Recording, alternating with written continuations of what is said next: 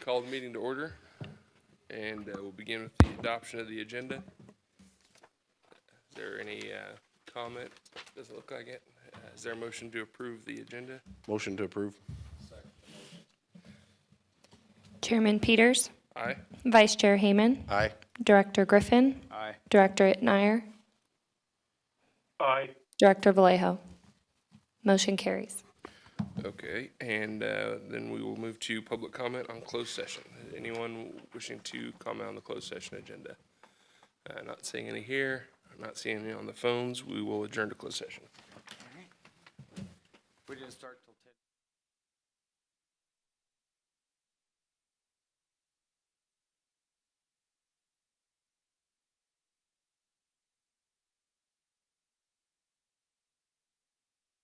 We're going to reconvene in open session, and we're going to begin with a report from closed session. Thank you, Chairman. Board met in closed session on the 4 items, and there is no reportable action. Thank you. Next, please rise for the Pledge of Allegiance. Salute. Pledge. I pledge allegiance to the flag of the United States of America and to the republic for which it stands, one nation, under God, indivisible, with liberty and justice for all. And lastly, could we have a roll call, please? Chairman Peters, Here. Vice Chair Hayman, Present. Director Griffin, Here. Director Itmeyer, Here. Director Vallejo. Okay, thank you. Our next item is number 6, which is public comment. This time is reserved for public to address the board about matters not on this agenda. No action will be taken on non-agenda items unless authorized by law. Commenters are limited to 3 minutes per person. Is there any member of the public that would like to speak? Okay, seeing none, we will go to board member comments. Are there any comments or questions from the board? Okay, that brings us to item number 8, which is a consent agenda, and that includes items 8A and 8B, 1 through 4. Are there any members of the public that would like to comment on the closed session agenda? Or excuse me, the consent agenda? Okay, seeing none in person, we'll go to the phones. Go ahead, caller. Oh, okay. I wanted to comment on the minutes before the consent agenda. I'm sorry, what item did you want to comment on? On the consent agenda, the minutes. Oh, okay, go ahead. You want me to go ahead and comment on that? Sure. Okay. I was not. I'm listed as in the minutes as giving public comment in the minutes, and I was unable to attend the meeting virtually, so I couldn't have given public comment. Okay, I'm looking for that right now. It's on the first page of the minutes.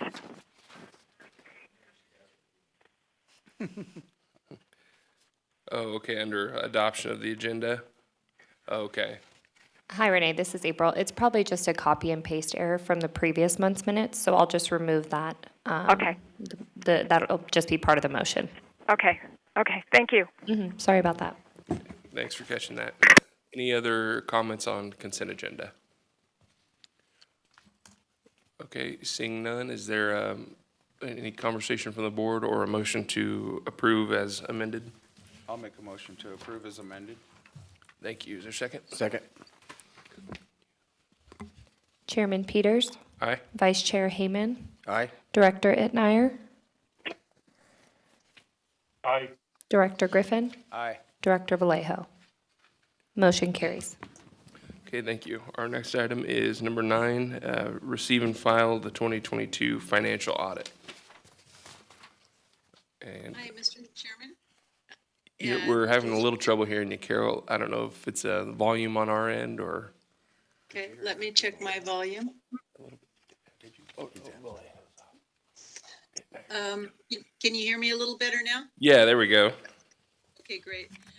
So, Mr. Chairman, thank you. We are happy to present the audit for the calendar year 2022 this month. And we have with us virtually our audit team from NIGRO and NIGRO. And they have a presentation to review the audit with you. So let me turn this over to Paul Kmark and his associate. Good morning, everyone. Can you hear me? Good morning. Yes, we can. Good morning. Yes, my name is Paul Kmark. I am the audit services partner for NIGRO and NIGRO, here to share with you the results of the audit for December 31st, 2022. We put together a little PowerPoint presentation, I think, for you there, and some information. If we can go to the second page there of that PowerPoint. Basically, we had a chance to start the audit in January of this year of 2024. And our scope of the work was to perform an audit test work of the entity's annual financial statements, their report, and report on the entity's internal control over financial reporting and on compliance with accordance with accounting with government auditing standards. So our responsibility in accordance with professional standards is to form and express an opinion about whether the financial statements results that have been prepared by management are presented fairly in all material respects in accordance with accounting principles generally accepted in the United States of America.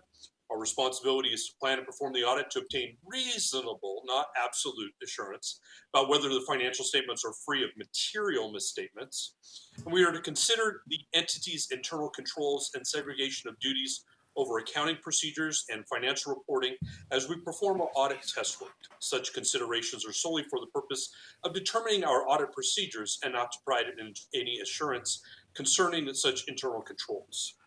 Our results, the audit as we've presented here, the audit, next page. We've presented the auditors an unmodified opinion. So next page on the PowerPoint, please.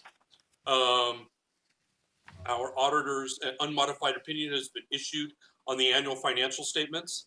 The annual financial statements are presented fairly in all material respects. The adopted significant accounting policies have been consistently applied. Estimates are considered reasonable for allowance for bad debt and depreciation. And required disclosures are properly reflected in the annual financial statements. AUC 265, communicating internal control related matters identified during the audit. No material issues arose to be reported to the governing board management in regard to that. And any minor issues that we came across during the audit process were discussed orally and corrected by management at that point in time. And then always the question, how do we make you better? What is the process of the audit? And we believe that any best practice solutions that we conveyed to management, we believe that's the audit ROI, or the return on the investment that the board should look at as part of the audit process to continue to make the agency better and better each year. So we've also presented the numbers, and as part of this package there, the numbers came to rest at the end of December 2022. And we're here to answer any questions that the board may have in regards to those numbers as they came to rest at the end of December 31st, 2022.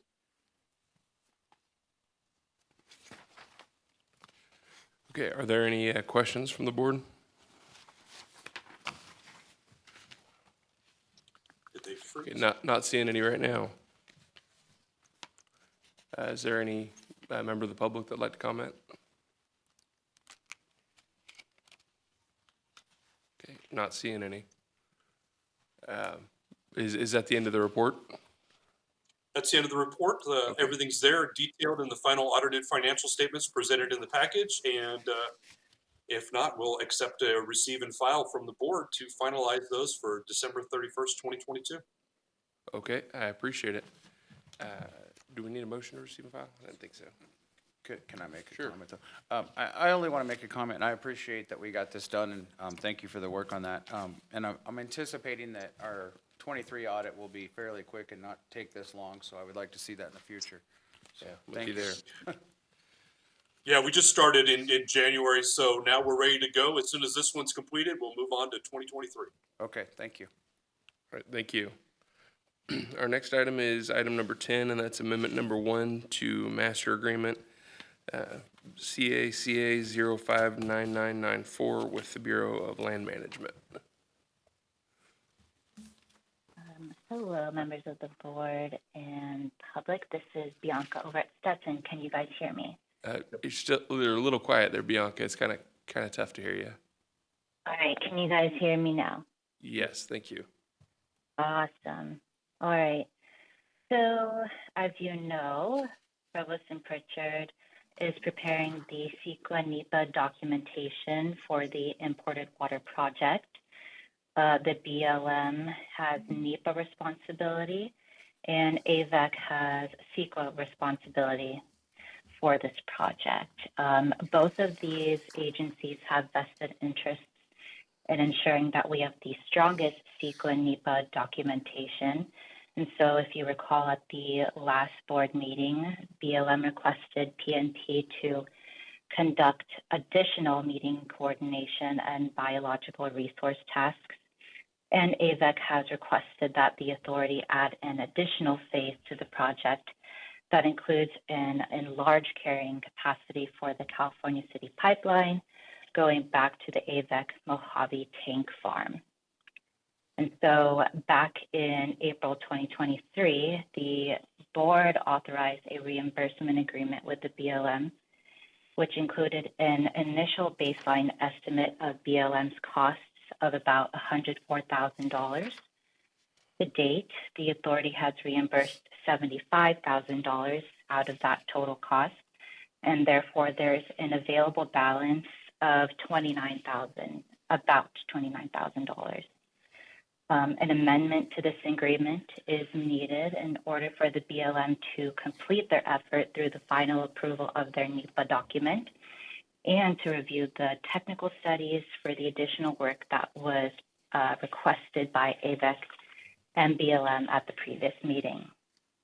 The amendment would provide an additional $201,000, which would bring the total authorized funding to $305,298.84, which would bring an available balance of $230,298.84.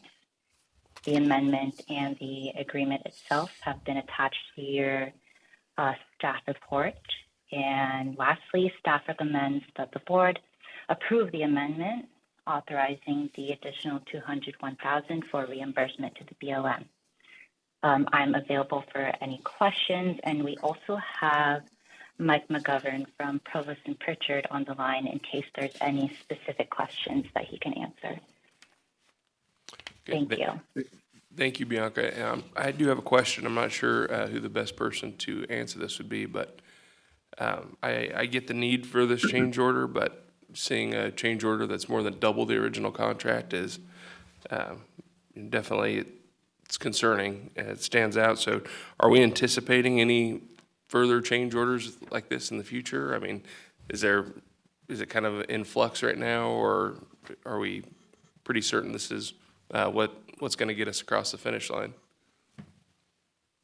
Yeah, so I can give you an answer, and if Michael McGovern wants to step in and add more, he can. But so, you know, I do want to emphasize that since the BLM is the responsible agency for this project, for the NEPA aspect of the project, we are subject to anything that they see reasonable in providing the strongest NEPA document. And so, you know, throughout the course of this project, we've seen a few change orders to address the requests of additional tasks that BLM has requested. And so we've kind of eaten up through that cost. And so now there is, yes, this request for an additional $201,000 to carry them through the remaining costs and the additional requests that were made at the last meeting. And this $201,000 is very conservative. It's at this amount so that we can avoid going back to the board with this same request. So we are not expecting this to go higher. Okay, thank you. Chairman, if I may, I think to add two things, a little bit of flavor to that. Remember, BLM is an independent agency that has to exercise independent authority over this. So if they think they need something, we don't have an ability to say no. It's just like when somebody has a planning item going through and we're doing CEQA at the county. If we think we need this for the document, our independent authority, that's what we have to do. I would say that you use the word conservative, it could be two ways. It could be conservative as in we're not putting more money out there than we need to, or conservative is, in this instance, we're not expecting to come back to the board and ask for more money. So it's probably fat, and we don't think BLM will need all of this is really what the answer to the question I think you're expecting, which is we don't expect to have any more change orders. This one should get us across the finish line and at less than what's actually called out. Yeah, that's exactly what I was looking for, just a little bit of that clarification. Thank you. Are there any other questions or comments from the board? I just have a quick question. It kind of echoes yours. But just 2 weeks ago, we did approve 104,000 or so, I think was the total. So what changed in that 2 weeks? Maybe that would be directed at BLM.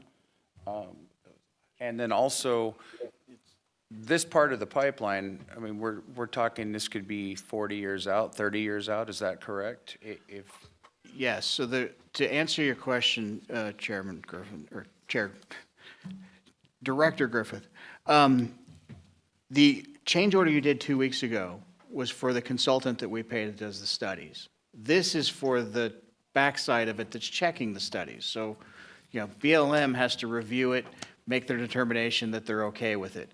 So that's what this is about. This is the backside of this. We are not the independent authority like we are in the CEQA document where we're adopting our CEQA document. BLM is adopting a document that we're drafting for them. So you've got the consultant being paid to draft it, and then us being, having to pay for BLM to do that work for us because they're required to adopt that document. Now, you're asking a question about this pipeline that we're putting out there that AVAC has asked us to also study. There are multiple things figure into that pipeline as to when it would come online. What is California City's ultimate build out? When does it reach its ultimate build out? When does Edwards reach its ultimate build out? And when do we? I would say that it's a very strong likelihood that I am not around at all, not alive, nobody in this room probably alive when that actually happens. But because it's water, we're talking decades in the future. Like, we have projected our demands out to 2070 right now. And that's really what we're looking at. So you would be having to guess, when does California City meet its ultimate demand build out? Do they ever do that? Does Edwards? Do we? All of that factors in. So I think the simplest question is at least 2 or 3 decades if there was a building boom, and potentially never if there isn't really a building boom, or never being 2080, 2090, 2100. So. Okay, then the next part of my question would be, if this pipeline, I believe it's 10 miles long or so, and that would service Cal City, Edwards, and Boron to supply water through that supply system. So why is the burden of extending that pipeline or enlarging it solely on this groundwater authority and not being split, the cost not being split between those entities or between AVAC, just because we're going to increase the demand? Is that? Yes, California City and Edwards, just to pick two that use that pipeline, they have already paid for that pipeline to meet their ultimate demand. If they meet their ultimate demand, the pipeline is not big enough to add for our ultimate demand. So the requiring the pipeline to go bigger would be on us. If they ever meet their ultimate demand, then we have to worry about it. But are they going to meet their ultimate demand? I mean, you build pipelines oversized. No, I understand so that. I was just when curious. to ask if we're ever going to actually build this pipeline, I don't think it'll ever get built. But it could, and as to why we're the ones paying for it, it's because they've built it to their demand needs, and we would exceed the pipeline's capacity once they meet their demand needs, so it's all on us. We're the ones late to the table.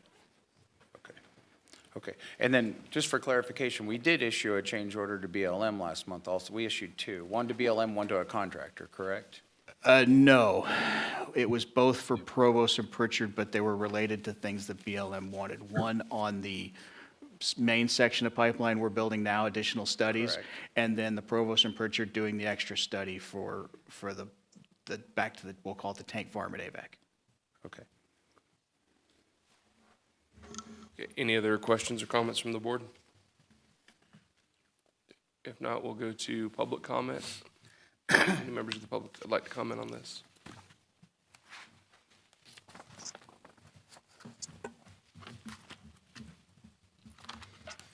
Yes, Judy Decker. My comment isn't directly related to this particular subject, but I want to voice my concern. We have, in our spending, millions of dollars on this proposed pipeline. I've stated previously, and I will continue to do so, that we need imported water. But my concern is we don't have any water to put in the pipeline. Thank you. Thank you. Any other members of the public that would like to comment? Okay, seeing none on the floor, we'll go to the phones. Go ahead, caller. Caller, Hello. go ahead. Yes, this is Renee Westelusk. I just want to know, will the money to pay for this change order come from grant requests that Capitol Corps is lobbying for in Washington, D.C. for us? Because, I don't know, it seems like it's a large change order compared to what the other change orders have been. Does anybody know where the money's going to come from to pay for this? Right, so, oh, Okay, thank Go you. ahead. We'll get you an answer to that. Thanks, Renee. Go ahead, Bianca. oh, okay. So, yeah, these costs are eligible for the Sigma IP grant that we got from DWR. And as, mentioned previously, Capitol Corps is actively looking for additional funding sources for the project as well. Okay, thank you. Any other public comment on this? Okay, seeing none. Unless there's any other comment or questions from the board, we'll entertain a motion. make a motion to approve the amendment to the master agreement between the U.S. Department of the Interior Bureau of Land Management, Ridgecrest Field Office, and Indian Wells Valley Groundwater Authority, CACA 059994, authorizing up to an additional $201,000 to the reimbursement, or to reimburse the BLM. Okay, thank you. We have a motion. Is there a second?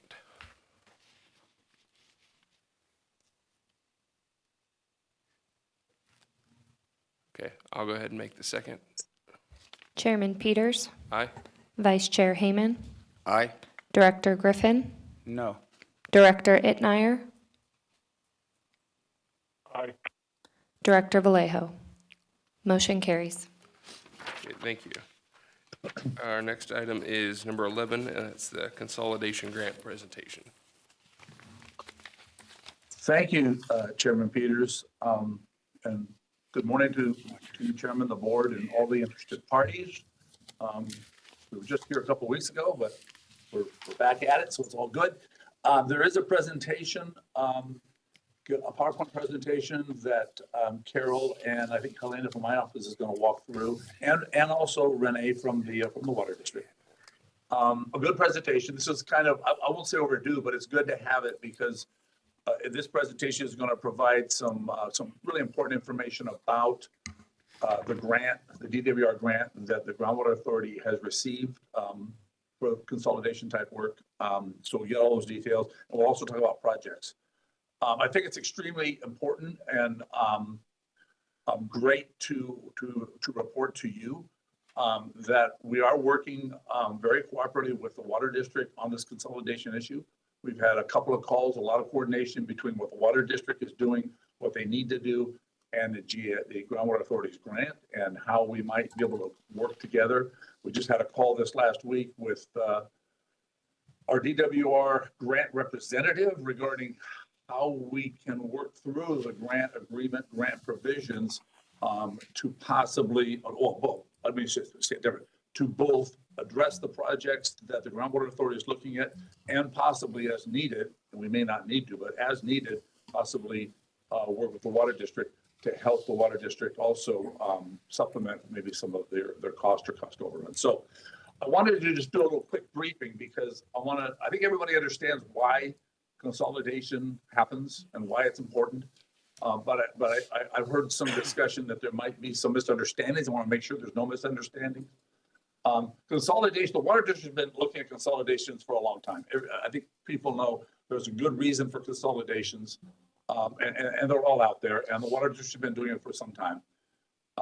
As far as the GA, consolidation of systems or wells, multiple wells in an area, for example, is included in the DWR approved GSP. It's included as one of the potential mitigation factors on the shallow well evaluation, identification, evaluation, and impacts program as an alternative to other things that we may look at. And you'll recall that as we come in to the board with impacted wells that we're bringing to the board for approval to address the impacts of declining water levels on their wells, we always look at consolidation as an option. So we do that. What I want to make sure people understand is that when we're looking at these, Water District too, but when we are looking at these consolidations, what it effectively means that we're essentially moving pumping from one location to another, essentially moving it to the Water District deeper wells from possibly shallower wells that may be impacted or for other reasons. And overall, that doesn't really change the situation in our basin, which is under critically overdraft conditions, which we're all aware of.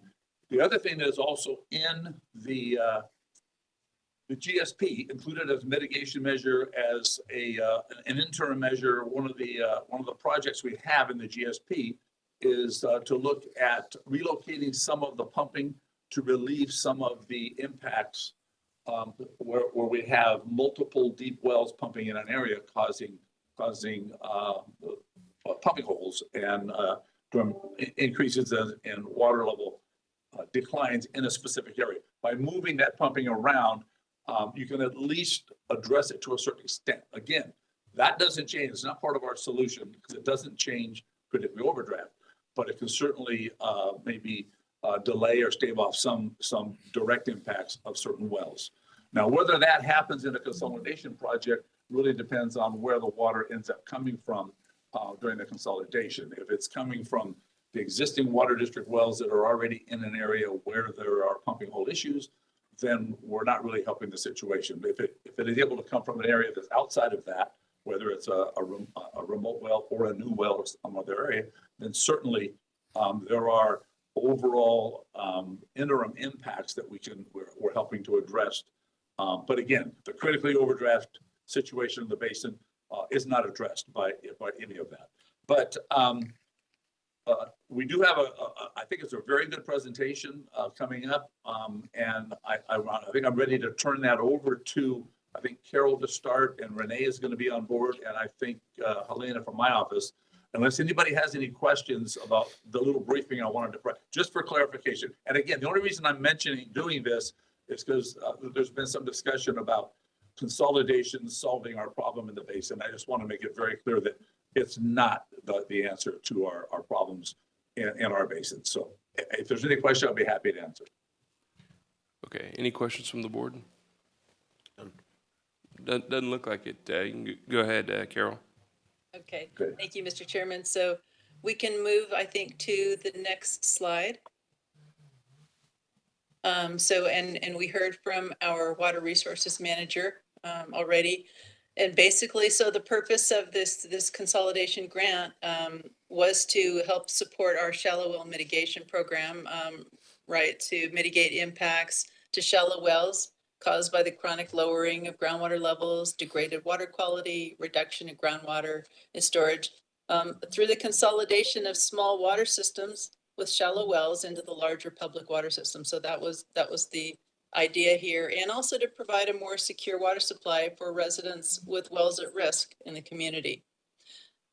We applied for this grant, I believe I think it might have been late 2022. And we were awarded it last year. We were finally able to get it executed, fully executed this past January. But the term of the agreement allows us to start cost accounting back to July 1 of 2022. So that means that any costs that were incurred towards these projects can potentially be covered through this grant back to July 1, 2022. We have until the end of 2026 to complete the work, and we were awarded a total of 3.345 million. And I believe, I want to say the 345 was for project management. So let's go to the next slide. And I think this is where we're going to have some support from, is it Helena? You're going to walk through the various categories and talk about how the funds are allocated in the grant? Oh, do we know if Myra is online? Or is it? Oh, okay. Yeah, I'll just briefly go through that. So we had 4 different categories for use of the grant budget. The first one is project administration, which is about 445,000. Second one is for land purchase and easement, relating to any of the pipeline that we want to put in for consolidations. Second is for planning, design, engineering, and environmental documentation. So feasibility studies, CEQA documentation, permitting, design, and project monitoring. And then the last category is for construction and implementation. So any contractors that we utilize, and then the actual construction. And the total of that will be the 3.3 million. Okay, next slide. Thank you. So we have different deliverables under each category. For project administration, we need the associated invoices and all the backup documentation of activities, as well as they require quarterly progress reports. And then upon completion of the project, a grant completion report, and then documentation throughout. And then category B is all relevant documentation regarding acquisition of easements and land purchases. Category C would be any feasibility studies and CEQA documentation, any permits that are required, as well as the full design plans and specs, and the project monitoring plan. Category D would require bid documentation, proof of award of contract, notice to proceed, as well as the DWR certification of project completion and record drawings. And then we'll also need photographic documentation of our progress. And then I believe the next slide, I can hand it over to Renee at the Water District.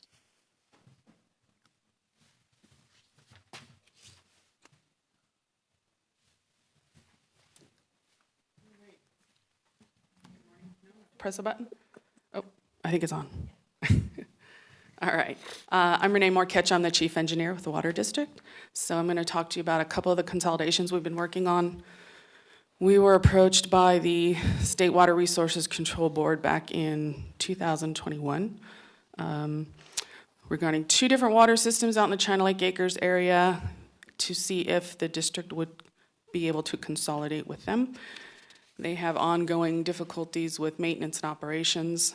They don't have water quality issues or wells that are drying up, but owners and homeowners associations that are not willing to keep up or have anyone that keeps up with the maintenance and operation. So we were able to do that. We have facilities that are nearby, and the district agreed to do it as long as it was 100% grant funded. So they also both have some aging infrastructure. System can't meet maximum day demands for storage, and a lot of their pipelines go through people's backyards and such. So it would be good for them to consolidate and have everything that they need. So I will start with Dune 3 water system. Next slide. I have a map after this. They have 37 connections. And both of these projects kind of took different courses. Dune 3 is the larger of the two. And the state assigned this project, I believe it's UC Davis is handling a lot of it, and they hired a consulting engineering firm to do the design for this, and they've gone through all of the engineering report and all that stuff. So we've kind of been hands-off, and we will be even during the construction period. They'll be doing the inspections and everything. Of course, everything was designed to our specifications. So the estimated cost they have is $3.6 million for construction. I think the entire project with soft costs is about $4.2 million. It's going to be about 330 lineal feet of 12-inch main and 8,500 lineal feet of 8-inch main, plus hydrants, of course, and meters, and then they have to reconnect everybody to the new system. And following that, they do have 2 wells. They're about, I don't know, I think 385 feet deep. That'll be destroyed, and their tanks and such, according to Kern County specifications. So I have a map you can take a look at and see where it's at. They are in between, they're south of Ward, north of Drummond, and in between Strecker and Calvert out in the China Lake Acres area. We have a pipeline in Ward and one on Calvert. So there's going to be the 2 main connection points. And then the black lines, those show where the new pipelines will be installed. So before I go on to Hometown, any questions about Dune 3? No? Okay. Do you want to come up? So everybody can hear you. Yes, you said there were, this is Judy Decker, you said there were 37 connections, but how many potential connections are there? Gosh. Off the top of my head, there might be 10 more than that. There are some vacant properties out there that are already have already paid to be part of the system that aren't connected. And then there will be other vacant properties that are at this time not part of that system, but could then hook up to the district in the future. So, anything else? Okay. All right, so Hometown Water is a small system. It's got 12 connections, 1 well. They're run by a homeowners association. The people that have been running it are themselves aging and not able to keep up with it anymore. They're not collecting enough funds also to keep up with their maintenance. So this project is small. It's about 550 feet of pipe that the district's crew themselves will be putting in. And we have done the engineering report and design and such on this one. It'd be a pretty quick project. And then once everybody is connected, then the existing well that they have will be destroyed. So the estimate, I'm going to be updating that. I had a couple years ago, it was $270,000. I'm going to be updating that. We're in the process of finishing up all the paperwork for both of these projects. I had a meeting last week with our state rep for the grants, and there's some additional things that she needs, and we have to get it uploaded in their system. So I am going to be updating the estimate to go along with that. Next slide. Nope, there was a map. No? Oh, it must have not copied over. That was a map that showed you where it's at. It's south of Innerkern Road off of Pinto, between there and Ward. It's just 1 pipeline on Aileen. There will be 8 connections off that pipeline, and then on Graph, we already have a pipeline there, so there'll be 4 connections that will come off there. All their connections right now are like in their backyards and things, so there'll be some work to get everybody connected to the new infrastructure that's put in. Any questions about that one? And they're both going through what they've called an expedited funding system. I don't know how expedited it really be. Probably, shovels won't go in the ground till next year sometime, but that's the plan, is to get it in their expedited process. I just have one question. So these 2 projects are in-house projects from Just- the water Just district? the hometown, because it's a small one. Okay. Our crew could probably get that in a couple days, honestly. So, but the other one will be bid out. So once they get bids in, and then they'll decide, then they'll go to the state with what the actual cost is gonna be based on the bids. For hometown, though, we will have to bid out the well destruction part of it. I get, and so that still falls under the water district cost, or is that tied into the consolidation grant monies that were? None of this is gonna be funded from the GA's consolidation grant. This is all separate grant funding. That's what I assumed, so, okay, thank you. Any other questions? Okay. Okay, not seeing any, thank you. Are there any questions from the public?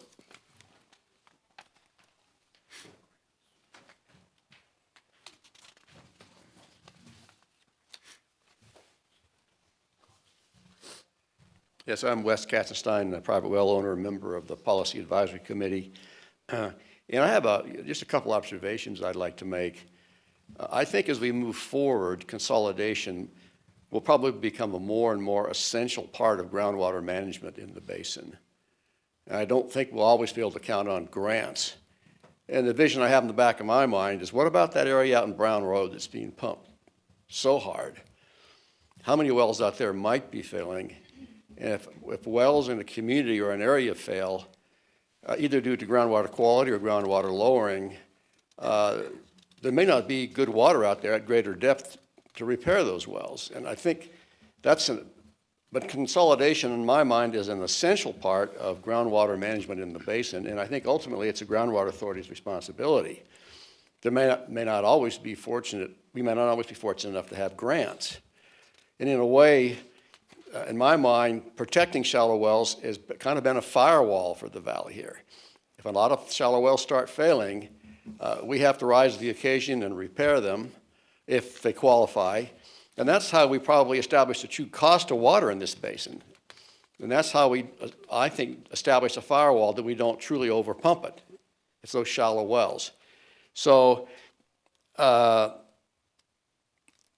just wanted to make the point that I think hopefully we're not just seeing the tip of an iceberg here, but consolidation, I think, will be essential to successful groundwater management in the basin. Hopefully we don't need any more consolidation. Hopefully we're able to stop the decline in groundwater quality and level so that we don't have to have a major consolidation. We may not be so fortunate as to have the consolidation all occur in areas that we can repair them using water district pipelines. So I just wanted to share my vision that this is very important for the future, and we need to take it very seriously as we are. Thank you. Thank you. Any other public comment? Judy Decker again. I want to point out 2 things Renee said. She noted that with these private water systems, the people that were running them and who had taken on the responsibility of caring for them were aging and no longer could do it. And the other issue was with the other system, they had not collected enough funds to properly maintain their system.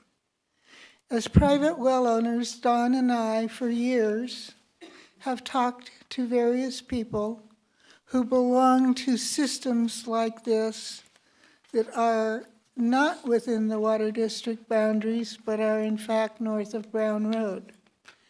Many of these people have the exact same problem as Renee mentioned last. Whoever is in charge is not collecting enough money to maintain the system. And of course, we all know that inflation is way up there, so whatever they decided to collect 25 years ago won't even come close. And I think you are going to get more people asking to consolidate who are not within the water district boundaries or even close to the water district boundaries. And that indeed is going to be a serious problem. Thank you. Thank you. Any other public speakers? Okay, seeing none on the floor, we'll go to the phones. Go ahead, caller. Yes, this is Renee Westerlusk. I have one comment and one question. Engineer Renee Morcascio explained that none of the funding is coming from the grant money that the Groundwater Authority received from the state for the consolidations. So what does the Groundwater Authority grant money go to pay for? That's my main question. Chairman Peters, I think Bianca has a few more slides to cover that question. Okay.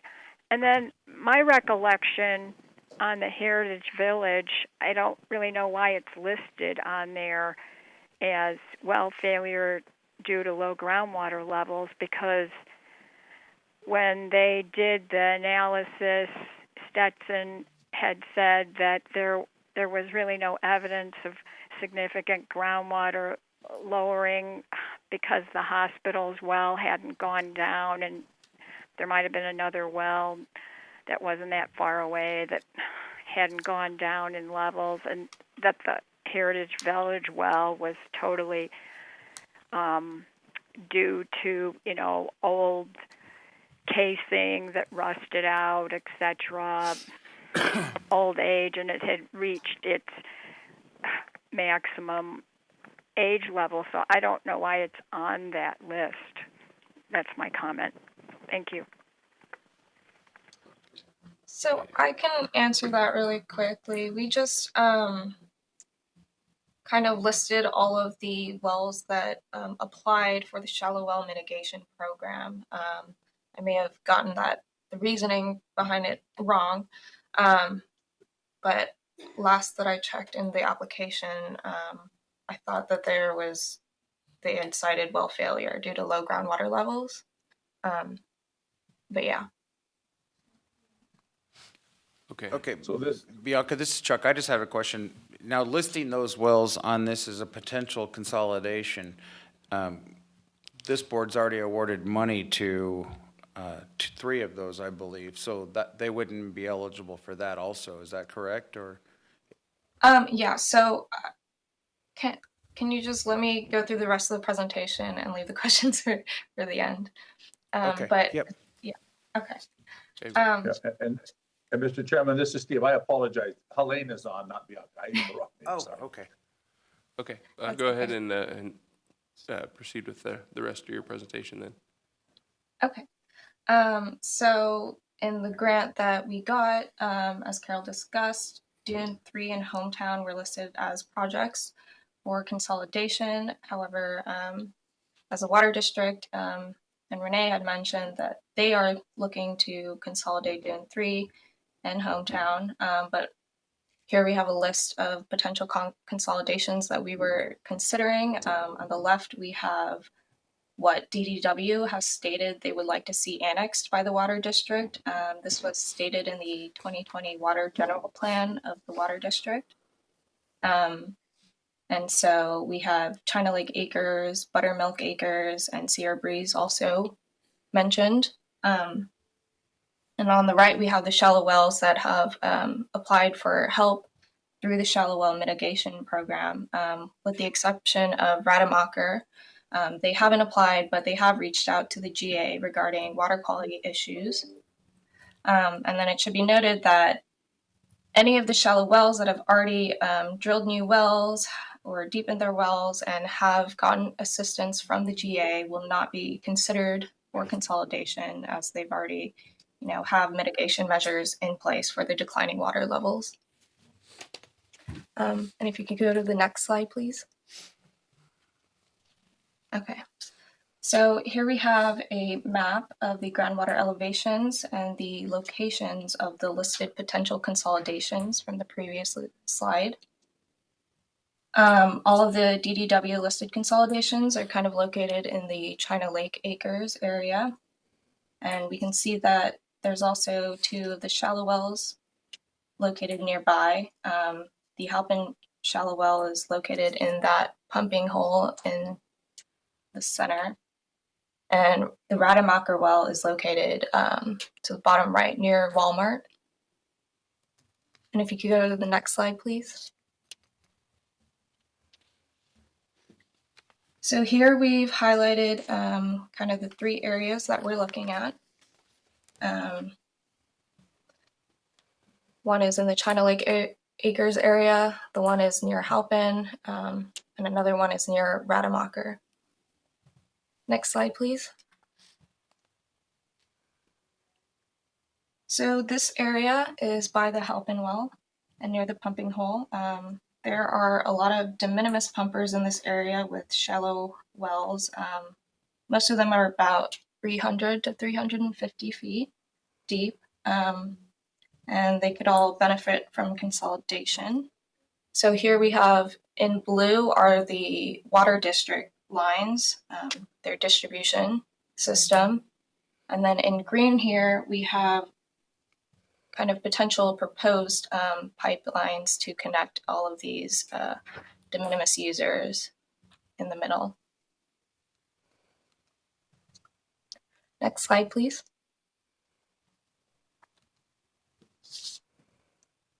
Okay, this area is nearby Dune 3. We had assumed that we were going to extend off of the Dune 3 system after it's been consolidated by the water district. And we would consolidate these de minimis wells nearby Stark and Byerly, the shallow wells, as well as Yellowbird Water Co-op. We also wanted to consider China Lake Acres, although it seems that they do not want to consolidate. Next slide, please. So this area is by the Rademacher well, and it seems to be impacted by poor water quality. Apparently, there have previously been plans to consolidate this area. They had designed a system and they had plans and specs already approved by the Water District in 2021, but they never followed through with the consolidation. And so we think this would also be a good candidate for consolidation, as these plans have already been designed and approved. Next slide, please. So what are our next steps? As Steve said, we had already met with the Water District, and now we are working on identifying actual projects from potential projects and prioritizing them. And we will continue to work with the Water District on these consolidations. Can the grant funds be used to help fund the Water District's current consolidation projects? Grant funds could potentially fund a portion of the Water District's current consolidation projects for work done on public land.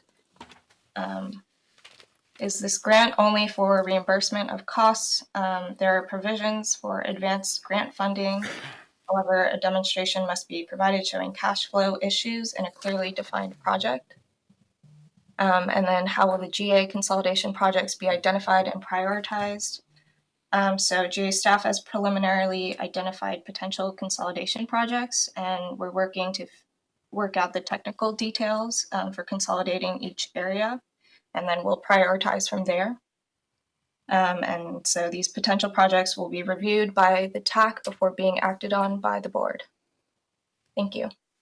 And I'm open to any questions. Okay, thank you. Any other questions? I have a couple questions. Helena, if we go back to, it's hard for me to see these slide numbers. I think it's number 12, and it should show a map. Yeah, that one there. So as far as consolidation, on this specific map where the green line is at, that's not an existing water district. Those are all individual well owners.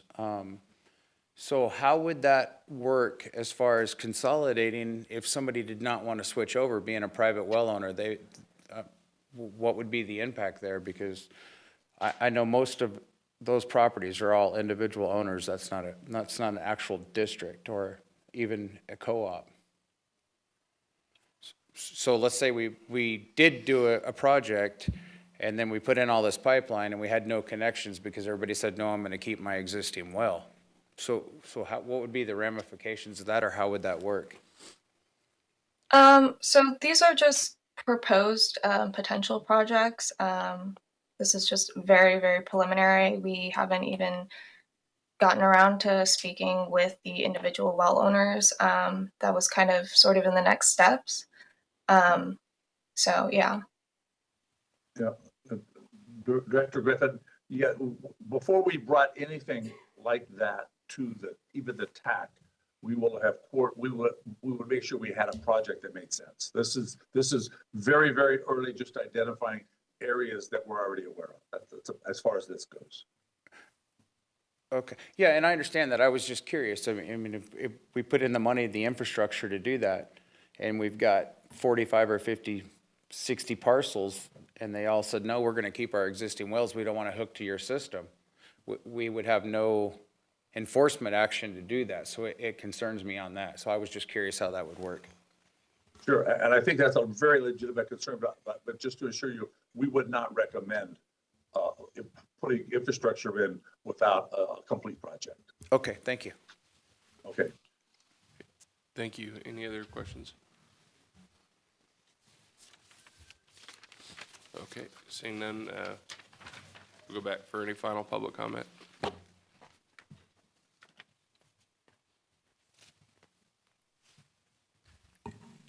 Yes, my comment is, this is Judy Decker again.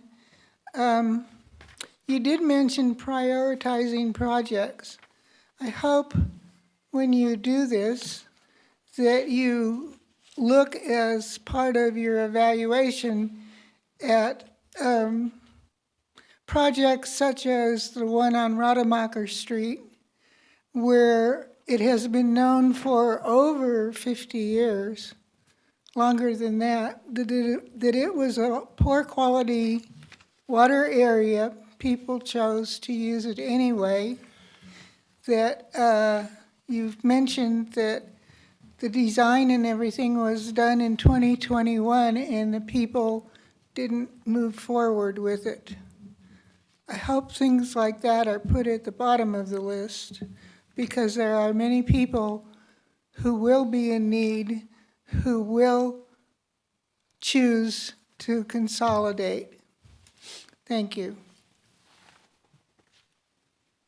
If I may, Chairman Peters. Sure, go ahead. Judy, this is Steve. We haven't said so, but I would think that as this proceeded and there were recommendations that are getting prepared to go to the board, they would also go to the PAC, which I know you're on, and I know Mr. Decker is on the TAC. So yes, you will see this as it develops. I just want to clarify, if I can, about Rademacher Way. We had approved plans for about 1,000 feet of pipe out there. It's not going to cover everybody out there. A couple of the homeowners had gotten together. They were going to pay for it.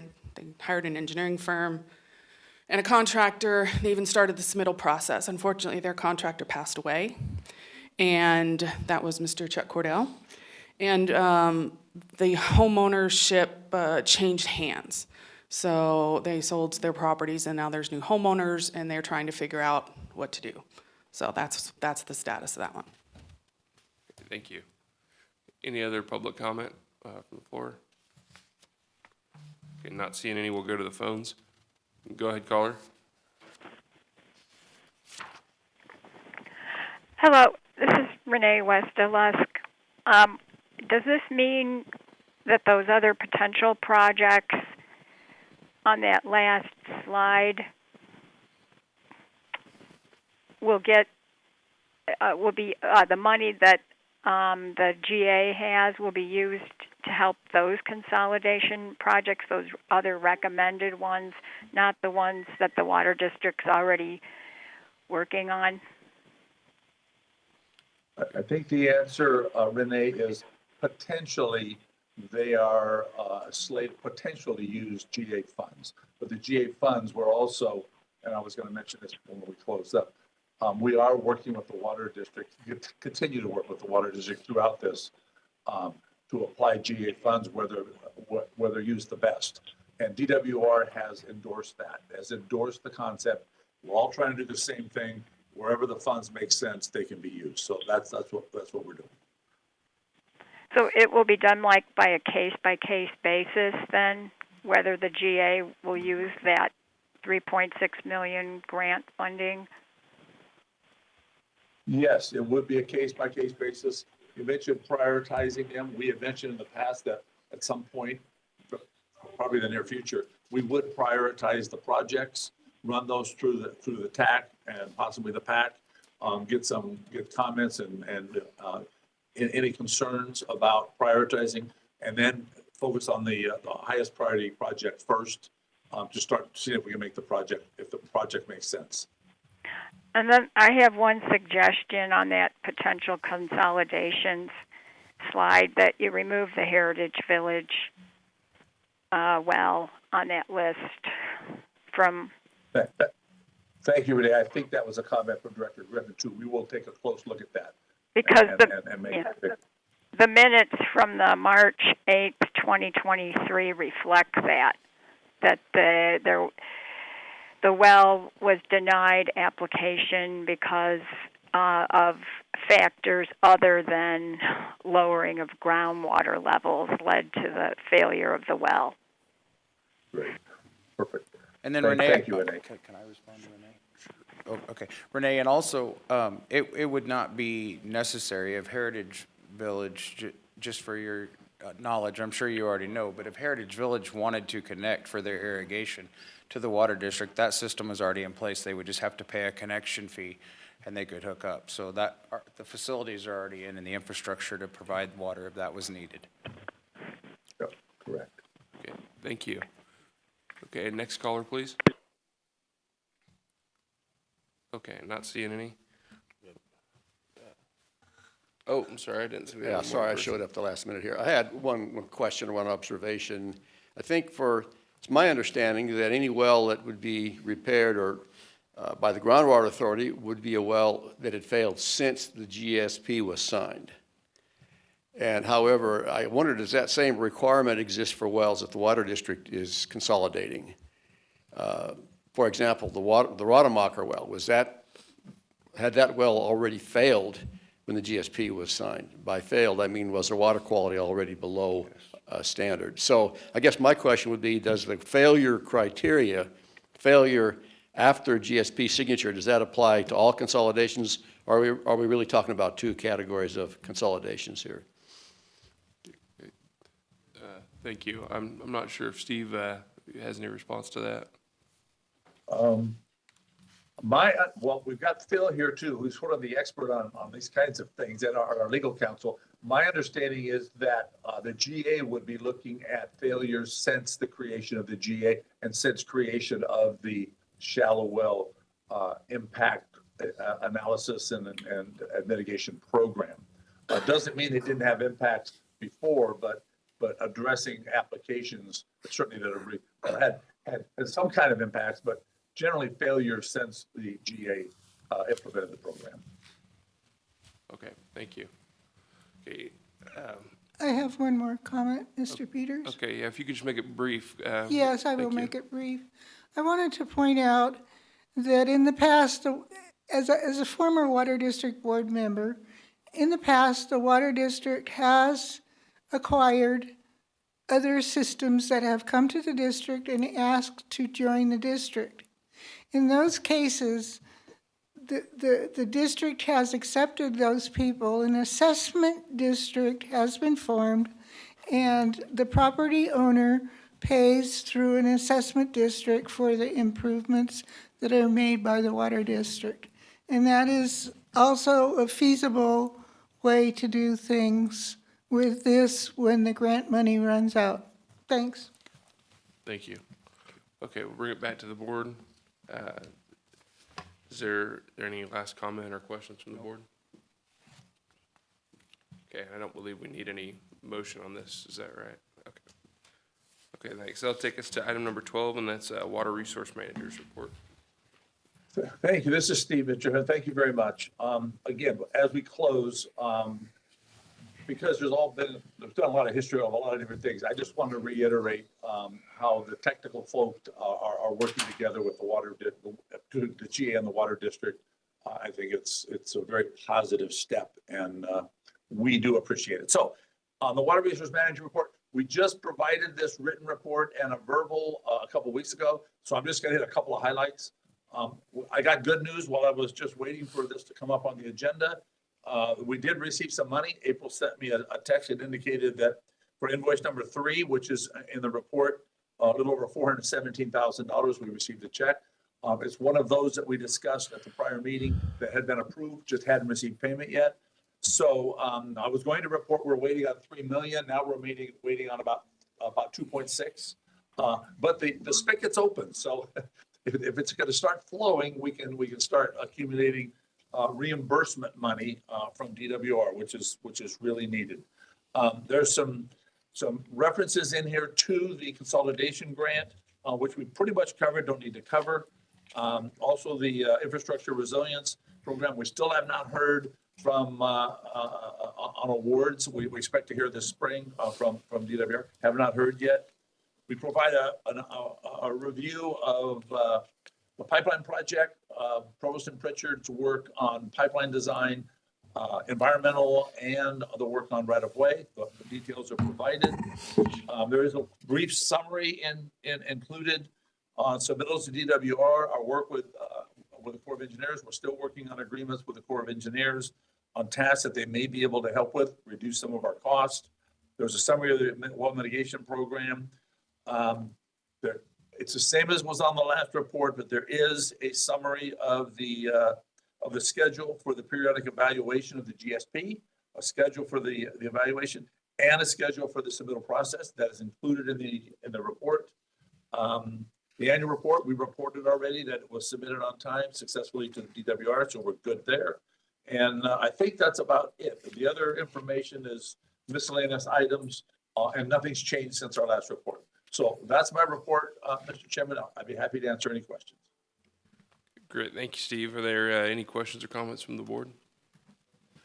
I just had one quick question, Steve, and maybe I missed it. Where are you at on any updates to the GSP? I know we had a member of PAC at our meeting, and then George is a member of PAC, and he said they had not received any updates so far. Is there anything out on that yet? Updates as far as actual starting to review some of the text of the updates. Nothing's been released on that regard. Let me just look. I think you're right, Director Griffin, that we have scheduled to release things for review. Let's see.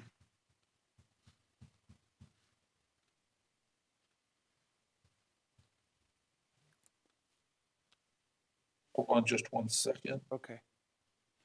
I just appreciate so I can give an update to them because we had the question asked. Yes. We actually don't provide in that schedule a schedule for releasing information for review like to the PAC of the TAC. I will get that information and we'll get that out to you. I appreciate that. Okay, thank you. Thanks, Steve. Any other questions or comments? Okay, not seeing any. There any public comment on the Water Resource Manager's report? Okay, seeing none, we'll move to item number 13, and that's the general manager's report. Thank you, Mr. Chairman. So I don't know that you have it in your packet, but you should have received this morning the financials through March. There will be the current year through March, as well as the year-end 2023 update with March accruals. I also just received those this morning, so if you have any questions, just pass them on to me and I'll make sure you get answers. Great, thanks. Yes, we have them in the packet. Great. Nothing new to report on the C&E plan. Still working on some items for our website improvements. And then we have in your packet the Capital Core report. So there's monthly activities on the interconnection pipeline project activities, a good legislative tracking report. If you have any additional questions on that, I believe we have Michael or someone from Capital Core on the phone to provide details. And that's all I have. Yes, Carol, I am available. Oh, okay, great. So Michael's here if you have questions. Great, thank you. Are there any questions for Carol or Mike from the board? Okay, not seeing any. Are there any comments on the floor? Okay, seeing none, we'll go to the phones for comments. Please go ahead, caller. Hello, this is Renee Westelusk. I have a question for Carol regarding the page 1 and 6 of the financial documents. I don't really understand how you're reporting the replenishment fee revenues.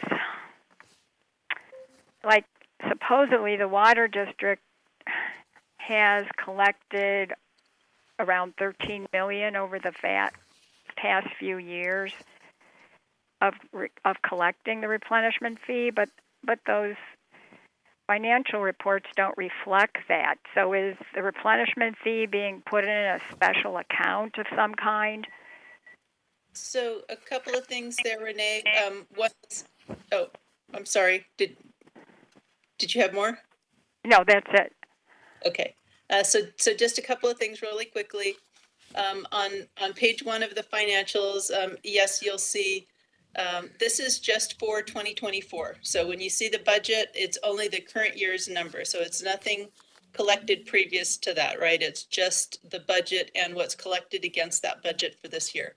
And actually, we hadn't received any replenishment funds yet for this financial statement for 2024, so you won't see any there. You'll see a budget, but you won't see any actual receipts there. If you go to page 6, that will show the receipts for 2023, the actual. And then if you look at, let me find that correct page, the cash balance, that would be page 4 of the financials. The cash balance statement will basically show you what we have remaining in the bank. Basically doesn't sort it by year necessarily, just tells us what we have available. It mixes the funds, but most of the money is going to be replenishment fund money. And so we've had to spend money out of that over time against various expenses. But you'll see the March cash balance, basically towards the bottom of that cash balance statement shows us what we have total available. Okay, thanks for clarifying that, Carol. Any other questions or comments? Okay, seeing none, that takes us to item number 14, and that's the date of the next meeting, which is May 8th, 2024. And with that, we're adjourned.